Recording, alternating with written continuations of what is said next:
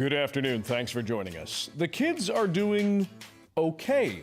A big survey of young people in BC has some encouraging news for them and their families, from health to language. But there are also big concerns about self-harm and grief, among other things. What do young people need and want in our province? What supports are there for them, if any? And how can parents and guardians help? We want to hear from you. If you took the survey or know someone who did, let us know. First, though, we start with the bridge disaster in Baltimore and the search for those missing. I'm Dan Burrett, in for Michelle Elliott. Welcome to BC Today.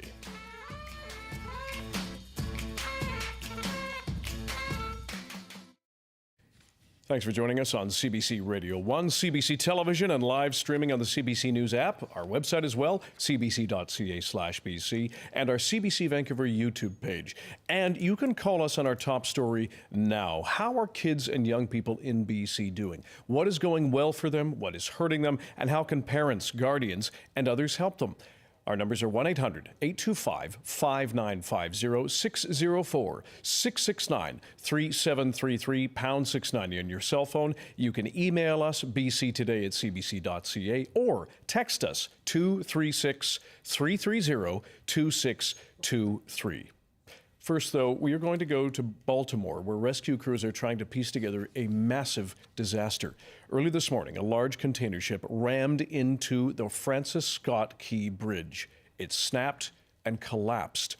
Officials say 2 people were rescued from the water, one of whom was taken to hospital. At last count, searchers are trying to find 6 people who are unaccounted for. The U.S. Coast Guard says numerous crews and boats are scouring the Patapsco River. U.S. President Joe Biden spoke about it earlier this morning. The search and rescue operation is our top priority. Ship traffic in the Port of Baltimore has been suspended until further notice, and we'll need to clear that channel before the ship traffic can resume. The Army Corps of Engineers is on the spot and is going to help lead this effort to clear the channel. The Port of Baltimore is one of the nation's largest shipping hubs, and I've been there a number of times as a senator and as a vice president. It handles a record amount of cargo last year. It's also the top port in America for both imports and exports of automobiles and light trucks. Around 850,000 vehicles go through that port every single year, and we're going to get it up and running again as soon as possible. 15,000 jobs depend on that port, and we're going to do everything we can to protect those jobs and help those workers. The bridge is also critical for travel, not just for Baltimore, but for the Northeast Corridor. Over 30,000 vehicles cross the Francis Scott Key Bridge on a daily basis. It's virtually, it's one of the most important elements for the economy in the Northeast and the quality of life. My transportation secretary is there now. As I told Governor Moore, I've directed my team to move heaven and earth to reopen the port and rebuild the bridge as soon as humanly possible. And we're going to work hand in hand with the support of Maryland to support Maryland whatever they ask for. We're going to work with our partners in Congress to make sure the state gets the support it needs. It's my intention that federal government will pay for the entire cost of reconstructing that bridge, and I expect the Congress to support my effort. This is going to take some time. The people of Baltimore can count on us, though, to stick with them at every step of the way until the port is reopened and the bridge is rebuilt. Officials say workers were on the bridge when it fell, repairing potholes. They have said sonar has detected vehicles below the water. Governor Wes Moore says the ship's crew did issue a mayday call, allowing transportation staff to halt traffic on the span. Given that it was early in the morning, there was not as much as there normally is. Moore notes the Key Bridge is a pivotal transportation route. We know the Key Bridge. I've ridden over the Key Bridge countless times. So many of us know the Key Bridge because it is our normal commute. This is a place that is a normal commute route for over 30,000 Marylanders every single day. And so to hear the words that the Key Bridge has collapsed, it's shocking and heartbreaking. And immediately the first thought and the first ideas go back to what happened to the people. What was the impact on human life? But for every single one of us who are Marylanders, the words that the Key Bridge is gone, it still shakes us, because for 47 years, that's all we've known. And so this is not just unprecedented from what we're seeing and what we're looking at today. It's heartbreaking. This is going to be a long-term build. It's going to be a build that's going to require every facet and every aspect of our society. It is something that I can tell you we are going to get this done. We are going to make sure that this is not just rebuilt, but that we are going to rebuild in a way that remembers the people who this tragedy has impacted, and also do it in a way that honors the community that it serves. But right now, I could not give you any form of estimate on timing or cost. Right now, my and all of our exclusive focus is we're just trying to save lives. The FBI was also on scene and said there was no credible information to suggest terrorism in this disaster. The Francis Scott Key Bridge opened in 1977. The National Transportation Board is also on scene. The U.S. branch officials say they will be stepping back and waiting for the rescue and recovery to take place. As we said, it would open in 1977. Here in Canada, North Vancouver MP and Natural Resources Minister Jonathan Wilkinson was asked about the collapse at a news conference today. He says Ottawa and the Port of Vancouver are focused on ensuring safety of ships that come in and out of Vancouver Harbour, which, of course, is home to Canada's largest port. We'll bring you any updates later in our newscast, and for the latest, you can go to cbcnews.ca. It is now 1:12 in the Mountain Time Zone. This is BC Today. The race is now on to save an orca calf after her mother drowned off Vancouver Island. Stephanie Mercier explains how locals and experts are trying to help that baby. An orca calf swimming for survival off northern Vancouver Island. It's stayed near its mother a day after she became beached in an inlet near Zabalas, an area known for fast-changing tides. She was likely in pursuit of a harbor seal, and unfortunately, she ended up rolling over on her side. So when the tide came in, she drowned despite the best efforts of locals to refloat her. The whale was giving a really big fight. Florence Bruce was one of the group who waded into the waters trying to push the whale back to sea. It was moving its tail, trying to help us too, but she ended up passing away. Biologists say they knew the 14-year-old orca. The Department of Fisheries and Oceans is now investigating her death and trying to save the life of her calf, just under 2 years old, left orphaned. Fortunately, it's making a lot of loud calls, and if it can swim out on its own at high tide, or if it needs us to help it out, once it's out into open water, it can continue to call. If the calf is going to survive, it will need a way out of the inlet and then find its extended family. Researchers are looking around for nearby pods. Well, the thing with killer whales is that they're very much like us in their lifespans and their family bonds. And we also know these whales very well. Meanwhile, those who tried to save the mother orca mourn. I'm so sad inside. It's kind of like I lost a relative, which, because our First Nations people are so close to our land and our animals, right? Stephanie Mercier, CBC News, Vancouver.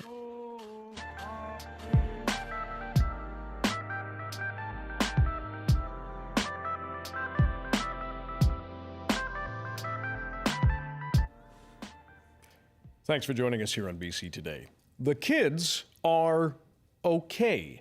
Despite facing significant challenges, a large survey of middle and high school students in BC has some encouraging findings. Youth were less likely to have had sex and less likely to have vaped, drank alcohol, smoked, and used weed. And a rising number of Indigenous young people could speak at least a few words of an Indigenous language.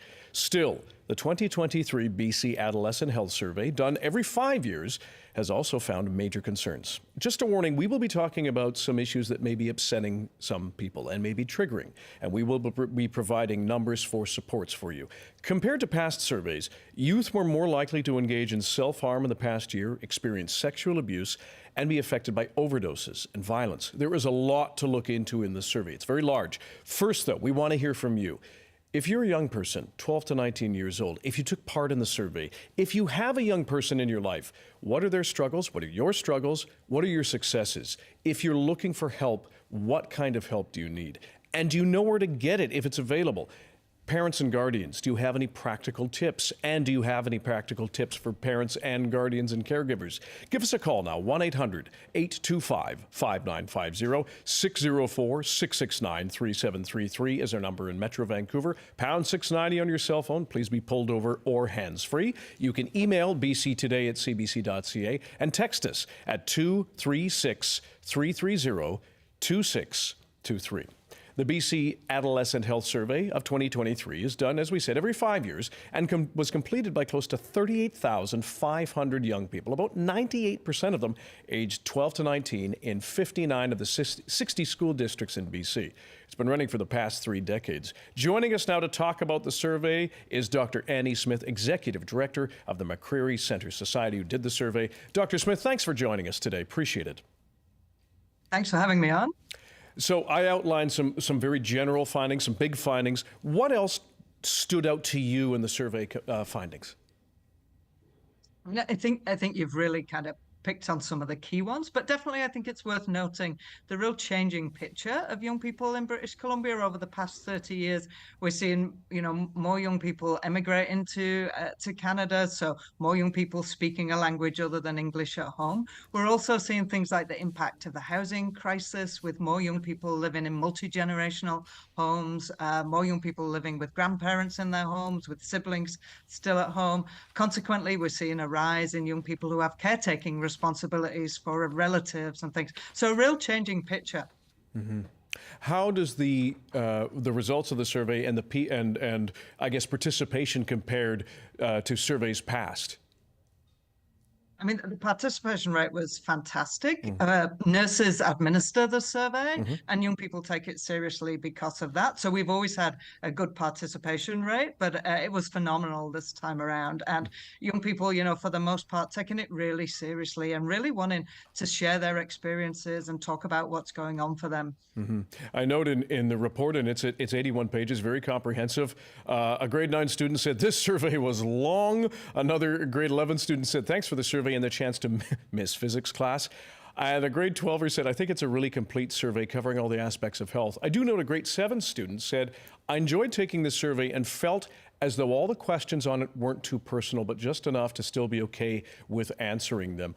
Just on a sort of on a formula, how do you ensure that you're asking questions that are personal, but not too personal? Yeah, and I mean, that's partly why we are so grateful to the nurses who administer it, because health professionals do ask, some personal questions. So that, I think, feels comfortable for young people. We spend a vast amount of time in the build up to the survey, asking young people their opinion, piloting the survey with them, making sure the wording is age appropriate and developmentally appropriate, and also that's not going to be in any way offensive, but that does cover the important issues that we need to get to. We know there have been many things that have been disruptive in the past number of years. Perhaps the most, the COVID-19 pandemic. How did that show up in the results?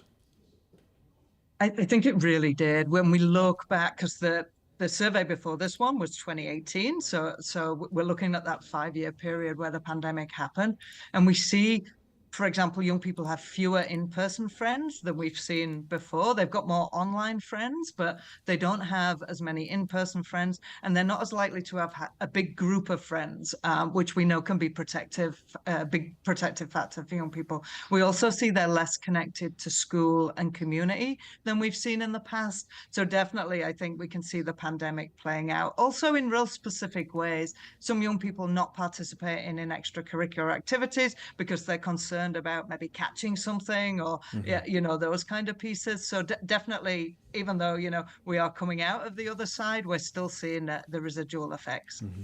If you have a young person aged 12 to 19 in your life, give us a call now. And if you are one and you took the survey, even if you didn't, we'd love to hear from you. What are your concerns? What are some of the successes you're finding? What's on your mind? Give us a call now, 1-800-825-5950. You can reach us in Metro Vancouver at 604-669-3733. Email us bctoday@cbc.ca, pound 690 on your cell phone, and text us 236-330-2623. to 3. And as I mentioned, we will have some numbers that we'll mention later in the show about mental health support and crisis line intervention as well. Dr. Smith, when it comes to some of the other concerns that you found, you talked about, or I mentioned, people who have experienced or increasing experiences of sexual abuse, or people and I'm just quoting the executive summary, been bereaved due to overdose and violence. Any correlation or why we're seeing that? I mean, I think we've seen it in other surveys as well. We've also seen increases in discrimination, racism, discrimination on the grounds of gender and sexual orientation. And I think, again, post-COVID, there's been real polarizing of society and opinions, and we're definitely seeing that reflected in the survey results. Interestingly, we've seen in-person bullying going down, but we've seen rises in cyberbullying and intimidation online. So again, as I mentioned earlier, it's a changing picture, and we need to kind of keep up with what's happening for young people and what they are experiencing, and ensure the supports are there to deal with the specific experiences of violence and discrimination that they're experiencing. One heading of your report says the profile of young people in BC, and it talks about gender identity, and it quotes a grade 11 student saying, "I am female, non-binary. Some people aren't a girl or boy." Another under sexual orientation says, "My parents don't know I am bisexual." Based on the findings and the survey results, how concerning is that there are some young people in BC who may not feel comfortable telling their parents or guardians about their sexual orientation or gender identity? Obviously, it's concerning. And for me as well, what was concerning, we saw a similar pattern with mental health. So the number one reason that young people who felt they needed mental health care did not go and get it was because they didn't want their parents to know. On the reverse side of that, we see, young people, when they want information about mental health or sexual health, one of the first places they're going is family. So I think we need to support parents to be able to have those difficult conversations and to be able to support young people, whether it's because they're, exploring their gender or identifying in a certain way that maybe their parents are not anticipating or maybe are not open to, or it's because they want to access mental health care or any of those issues that we know teenagers go through. Did it surprise you that the number of young people who were going to family members to ask about questions of sexuality and gender identity, given that among a certain portion of the population, the internet or their friends may be the first place they go?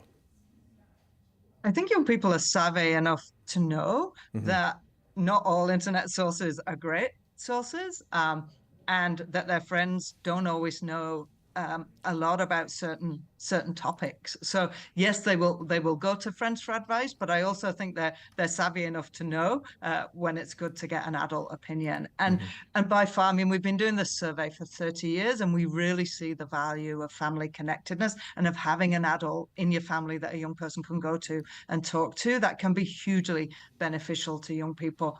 And if young people don't have that in their family, but have somebody outside their family that they can access for support and to talk through these things with, again, we see some real positive benefits on health and well-being. Many teens may be reluctant to reach out for help, be it that they don't know where to look, or as you mentioned, but they are savvy. How can parents and caregivers make that conversation easier for those who are not comfortable speaking with family and people they trust?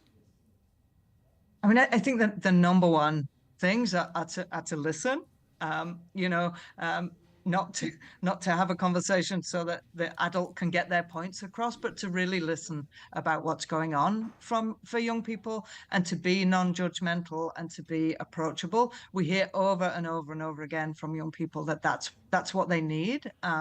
And that's what they appreciate. And when they don't get that, they won't talk to people. If they find them judgmental, if they think it's going to lead to an argument, they'll bottle that stuff up, and it's not good. Yeah.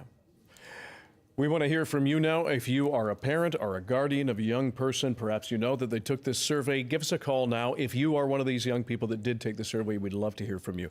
Give us a call now, 1-800-825-5950. 604-669-3733 is our number in Metro Vancouver. You can email us, bctoday@cbc.ca. You can text us, 236-330-2623. What have you noticed with the young people in your life? Perhaps you have some concerns that we haven't brought up. We'd love to hear from you. Dr. Smith, what are some of the, we've talked on a few of them. We've talked about concerns. What are some of the other improvements you saw in this survey? The good news. I mean, you mentioned it briefly at the beginning, but we've seen an increase in Indigenous youth who could speak at least a few words of an Indigenous language. And we have a long way to go in this province in terms of reconciliation, but I really do see that as a positive finding.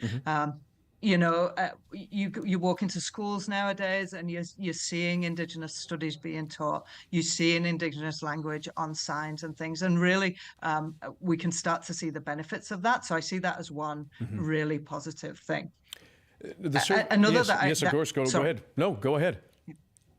And I was just going to say that, you know, that there's a lot of concerns raised from the survey. And obviously, you know, we're concerned about, we have more students reporting poor mental health and things. But overall, most students are doing well. Most students are connected to family, to school, to community. They do have friends, you know, and they are doing just fine. So I think that there's a lot that we can take from their resilience through COVID and through coming out the other end of that.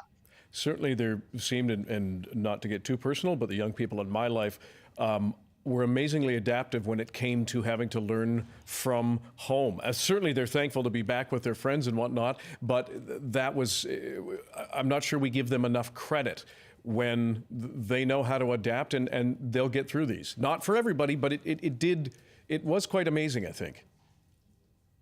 Absolutely. And I think it really highlighted, you know, the role that poverty plays, how difficult it was for some young people to stay connected if they didn't have access to Wi-Fi or couldn't get on a computer and stuff. But again, so many young people were able to adapt.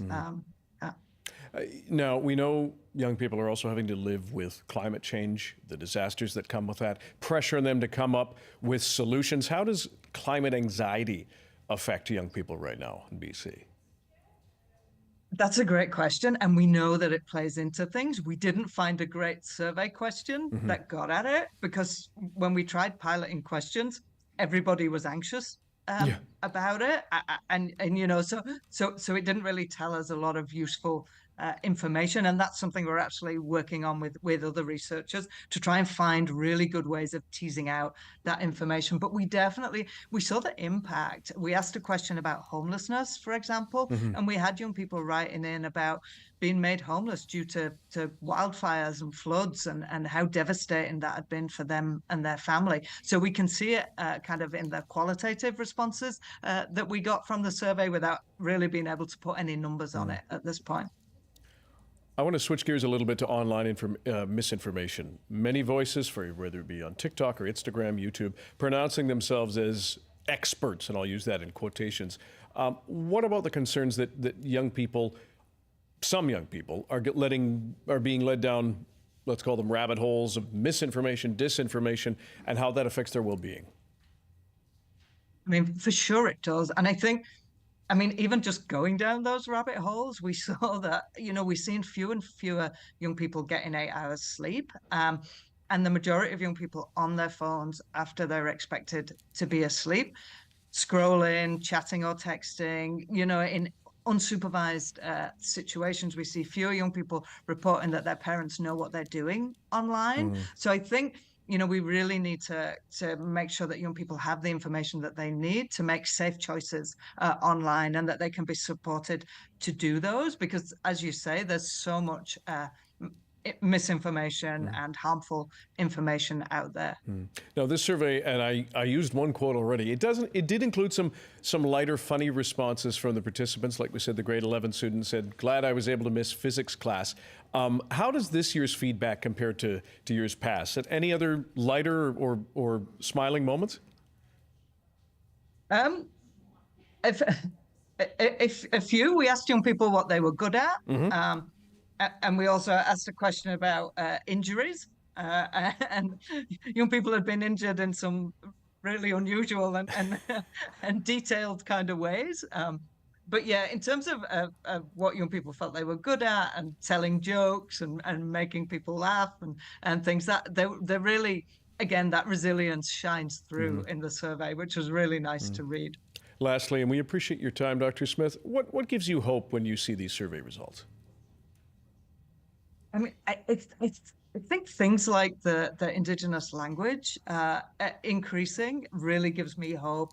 I see, most young people feeling hopeful for the future, making plans for the future, right? That like, as you say, it was a really long survey. It was 145 questions, and young people still taking the time to write information on the back page about what they'd like to see in their life, how they would like their community to change and better support youth that are coming after them. So that real sense of kind of commitment to community and wanting to see the world a better place really makes me hopeful for the future. Annie Smith, Executive Director of the McCreary Center Society, behind the survey. We very much appreciate your time and your expertise. Thanks for joining us. Thank you. This is BC Today on CBC. We're on Radio 1, CBC Television, and live streaming on our website, cbc.ca/BC, YouTube, and on the CBC News app. And we're going to stick with this topic right after this news break with Zara Premji.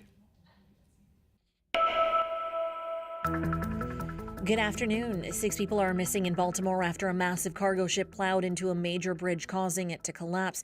2 survivors were found, one with serious injuries. President Joe Biden says the rescue operation is his top priority. Early this morning, the ship reported lost power and issued a mayday call shortly before it slammed into one of the bridge's pillars.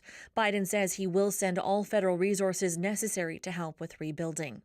And police in Vancouver say drug seizures in the city have dropped 76%, regardless of weight, after the province decriminalized drug possession for drugs under 2.5 grams. The department says the statistic comes from the first 9 months after the decriminalization pilot project began in BC in January of last year. And in other news, with Easter just days away, some bitter news for shoppers stocking up on eggs and bunnies and other treats. The cost of cocoa, the key ingredient in chocolate, is surging.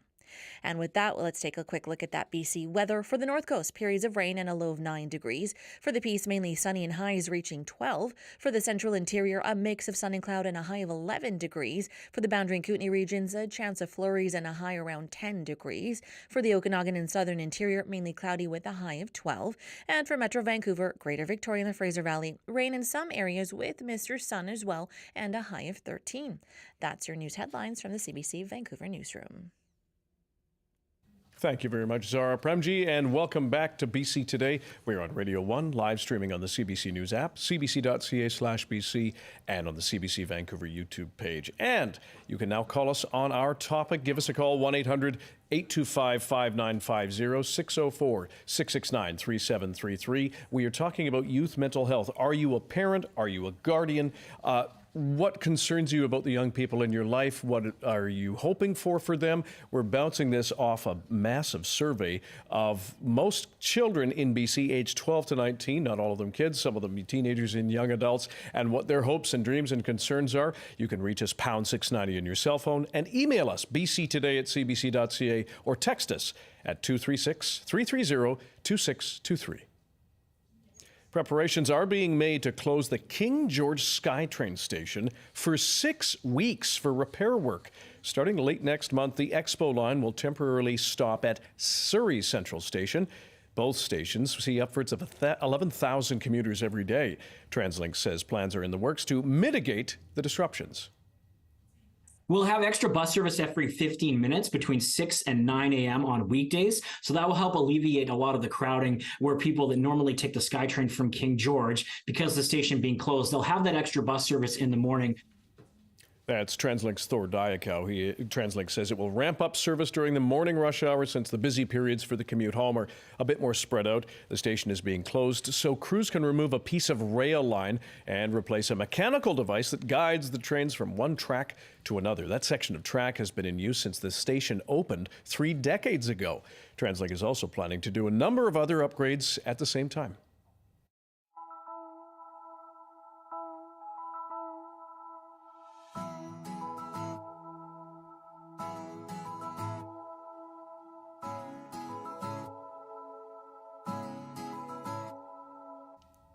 We're back, and we're talking about youth mental health for this hour. If you're a young person or have a young person in your life, what are their struggles? What are their successes? And what supports are needed? Are there any encouraging findings?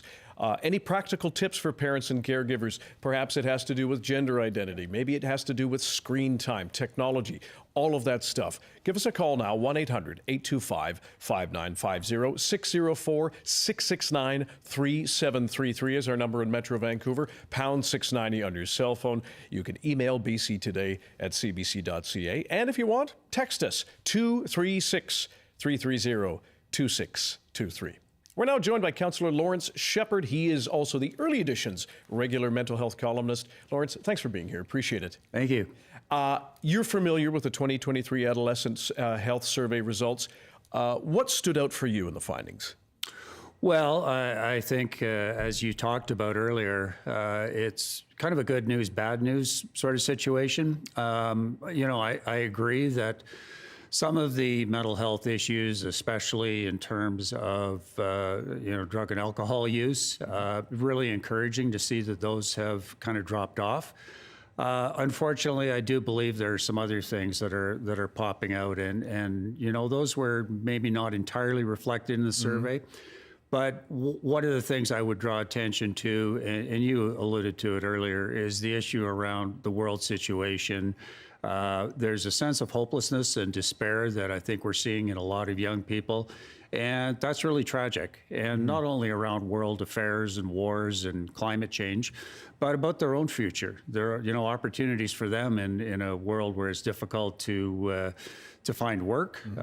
It's difficult to get into educational institutions. And of course, we know living in British Columbia, very expensive to look at having a future home, and certainly in the Lower Mainland. And so that's one thing. The other one that I would comment on is we're seeing a lot of what I would describe as emotional dysregulation. So this is a worldwide issue. We're seeing that people are struggling with managing their emotions. And I think we see that with young people as well, particularly adolescents. There's so much happening neurochemically for them in terms of hormones.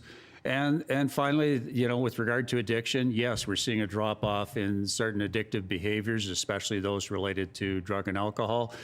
But screens, video games, TikTok, you talked about earlier, that unfortunately is increasing, and we're seeing a lot of addiction around that. So those three kind of global areas, I think, are partly reflected in the survey. We're seeing some of it, but certainly in my practice, I see a lot of that.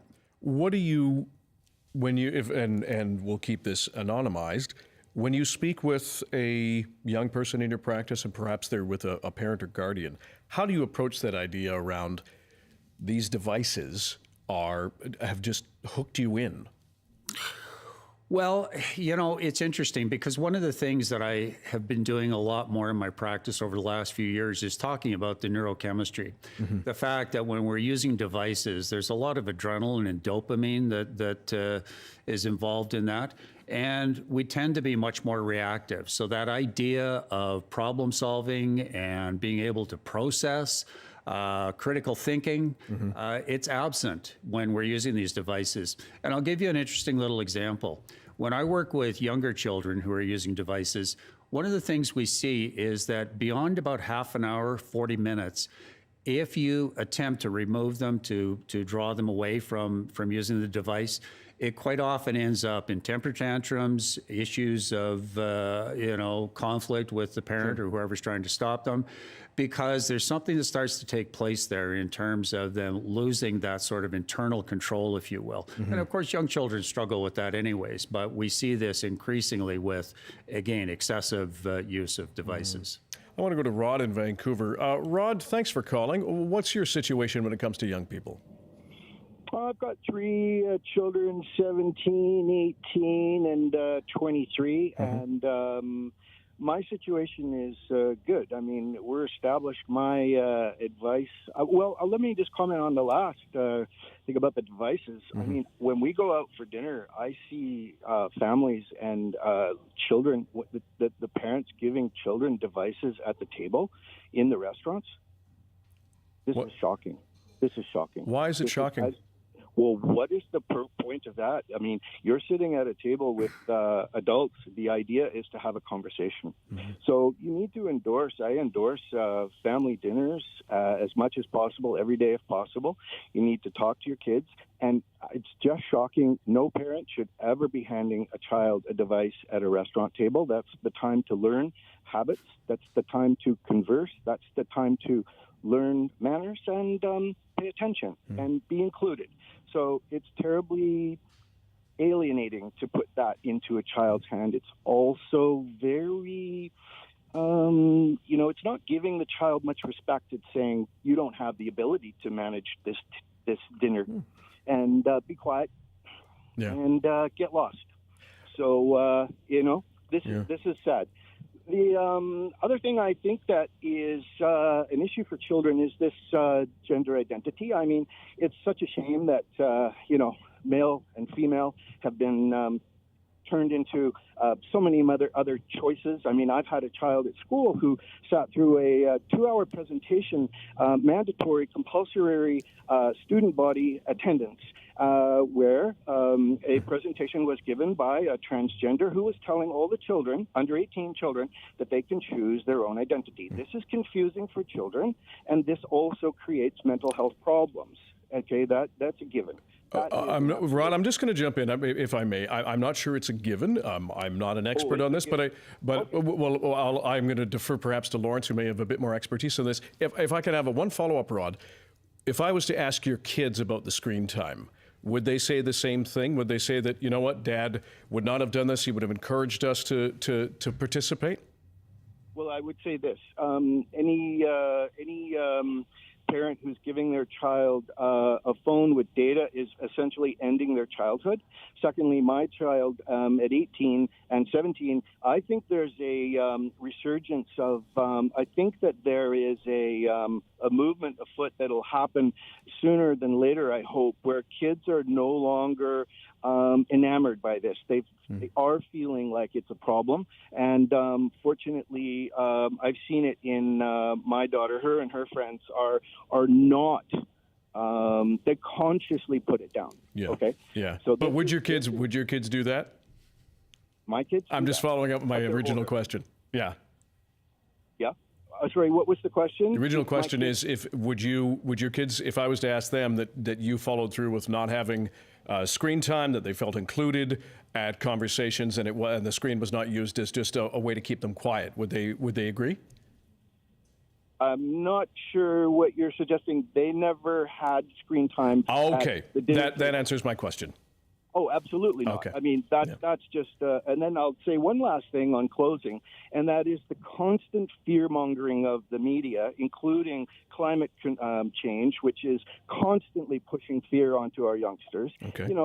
Come on, let's let them live. They have a life to live, and we as adults should respect that. And come on, I'm not a fan of climate change. I think it's fear-mongering. I don't think many people are fans of climate change, Rod. No. But it is a reality, and I appreciate your call. I want to go to Lawrence there around issues around screen time. What do you make of that approach that Rod suggests? Well, I do think we have to exert what I would call some executive control when our children are younger and start to shape those behaviors. But ultimately, with regard to any of these kind of issues, the technology is here to stay. So what I want to see happen, and I think probably most of us as parents, and certainly as a professional, what I would like to see is us working on those critical thinking skills, problem-solving skills, decision-making skills, around what you access. I mean, the devices themselves are, as you know, are both the greatest source of information in the world and the greatest source of misinformation. So I would like to see us focusing on that. And just another, quick comment on Rod's point around gender identity issues and so on. Those discussions, those need to be had at home. They need to be had in schools. And I think children need to understand these different choices that can be made and issues of gender identity that they may be experiencing. And again, we want to be supportive. One of the biggest issues around gender identity and gender issues is bullying, what we call lateral violence. So, a topic for another day probably. But Will, I do want to point out, just to follow up on what Rod said, from Statistics Canada, which notes that overall 7 in 10 youth aged 15 to 17 reported experiencing some form of bullying in the preceding year. Sexually and gender diverse youth, 15 to 17, were most at risk, with 77% experiencing any of the 10 bullying behaviors measured on the survey. This compares to a lower number, 69% of cisgender youth who are exclusively attached to a different gender. And Lawrence, you're nodding along.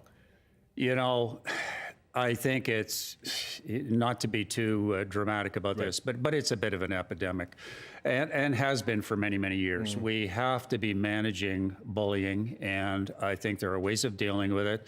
I think that when I talk to some of my older youth that I work with, and even adults who are in their as old as 50, 60 years of age, guess what they reference as having been formative, unpleasant influences in their lives? Bullying, particularly when they were in their childhood and teens.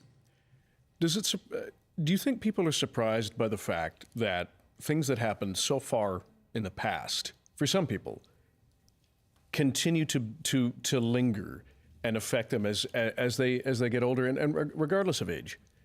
I think the general population is surprised at that. And when you look at Indigenous experiences, for example, the occurrence of, for example, intergenerational abuse, I mean, it doesn't even need to have happened in your lifetime necessarily for you to carry the effects, the scars of trauma.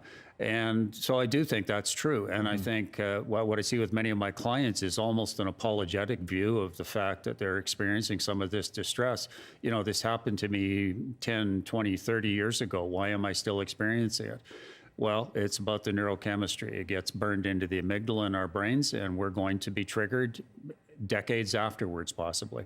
A physical, chemical result reaction.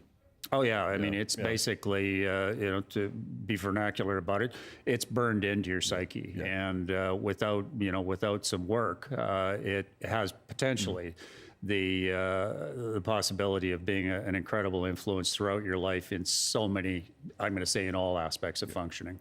We know there are resources out there for teens and young adults. There's the 310 Mental Health Support, Kids Helpline. I'm just reading our screen now, the 24-hour First Nations and Aboriginal Peoples Crisis Line, BC Crisis Line. From the young people that you speak with, and perhaps their parents and guardians, Lawrence, what prevents them from asking for help, at least initially? Well, it's an age-old issue, I'm afraid.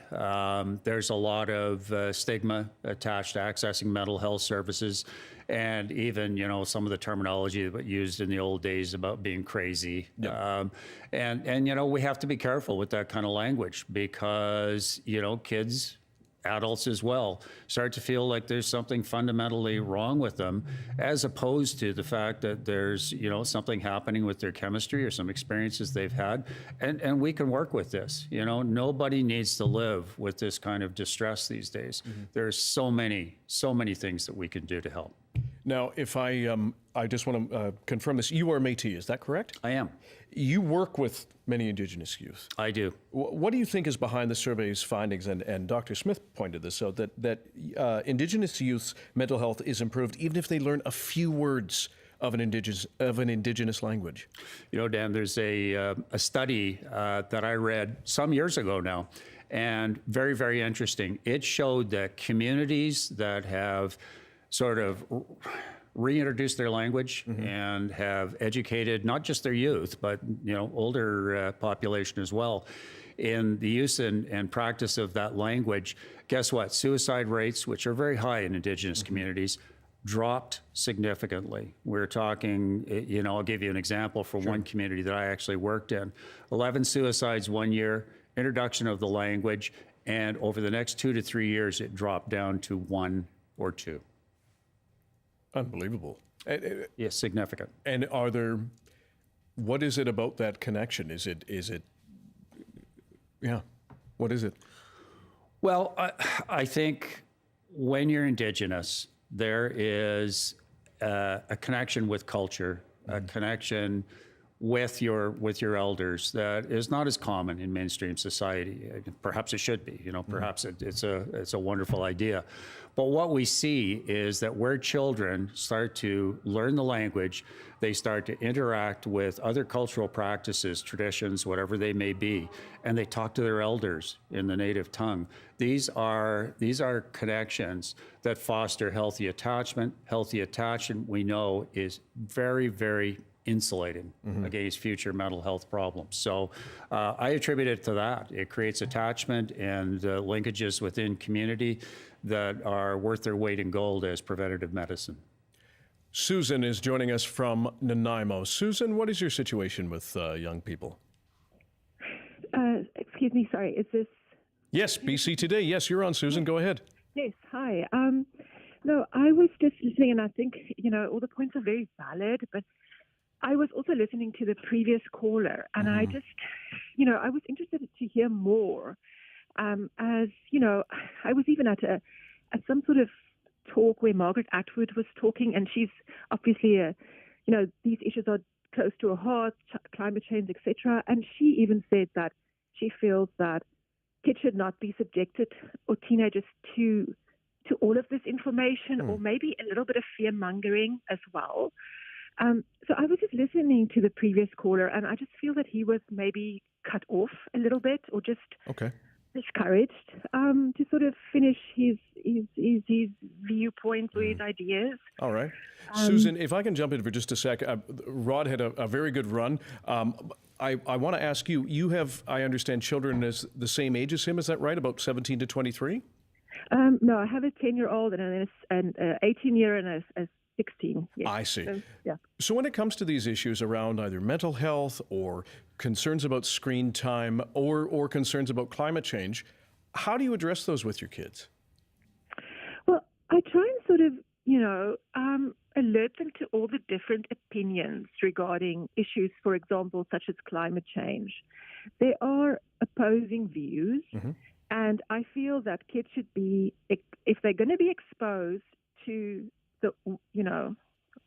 a certain set of opinions on this, they should also have exposure to, there has to be a balanced approach. So I don't want to sort of just champion one so-called truth. And I try with all issues, I try them to see, other people's ideas and points of views. And so that's sort of my take with all of these sort of thorny issues. And can I ask, just before we wrap this up, Susan, we appreciate your call. What about screen time? How do you deal with that? Well, to be honest, I feel a little bit defeated regarding that with my older kids. My 10-year-old, my 11-year-old, I feel that she seems to almost have a better take on it, but still there's too much screen time. But I don't see her as, glued to the screen as so I hope there's some messages coming through to these kids at an earlier age. I just don't think there's much to be done about the older ones that are so set in their ways. Can you just take their screens away? My older kids, I don't feel like I could. Almost, I don't know. I feel like I say, I would love advice on this, but from my own point of view, I don't think I have. We appreciate you calling in, Susan. Thank you very much. And I'm going to put this to Lawrence. Any practical tips for Susan? Yeah, I'm chomping at the bit here. I do think that when we're dealing with older children, what we want to do is we want to have negotiated settlements. And that's absolutely possible. Earlier on, we want to set the stage by limiting while we can, because we are our children's executive function. That's not draconian in any way. That's just good sense. That's parenting. That's why we're here. Otherwise, they'd be moving out into their own little apartments and driving their own little cars around. So if they can find one to rent. Exactly. Yeah. So we need to practice that, and that creates habits that will continue on into adolescence. And I have examples of my own family. I won't embarrass my daughter by talking about about her, but we did that. And she's what I would describe as a critical consumer of screen time. Yeah. And, with regard to the other things that Susan's talked about, I agree. You know what? Our children should understand from a fairly early age what good research is, what is peer-reviewed research. And so they start to be able to read alternative points of view. But they're not being influenced by misinformation. They're understanding that there are qualities of truth, if we want to call it that. And so I like to be bold. I like my children to be exposed to these ideas, but obviously not glued in front of the television or their phones more than they should be. And a lot of the teaching, a lot of the learning that takes place is in interaction with us as informed adults. So I think there's your answer to that. And yes, you ultimately, if you feel like even your older teenager is spending too much on screens, it's time to sit down and have a discussion and make sure that there's a balanced lifestyle that involves some physical activity. I know it sounds very cliche, but some physical activity, time spent on schoolwork, et cetera. Lawrence, just as we wrap up, and we appreciate your time and your expertise, what gives you hope when you see these survey results and when you speak with the young people that you're helping? Well, I think that's an excellent question. I like how you framed it. The things that I'm very hopeful about are some of the judgments and decisions that children are exercising, particularly older youth, around drinking, consumption of other substances, and early sexual activity. I think it's great, and we're seeing that kids are actually aware of the harm of some of these activities, and they're shifting away from that. So what gives me hope as well, I think, is the conversations I have. And obviously the kids who talk to me are a biased sample. They're youth who've reached out and are happy with it. But when I hear the energy, when I hear the concern, I feel very optimistic. I feel like these are kids who are going to make a difference in the world, and I'm going to be happy to pass the baton at a point. Lawrence Shepherd, registered clinical counselor. He's also the Early Edition's regular mental health columnist. You can hear him every second Tuesday with the On Your Mind segment. Lawrence, as always, we appreciate your time. Thanks, Dan. That's it for our show. Thank you for calling in and joining the discussion and emailing. You can always email us, bctoday@cbc.ca.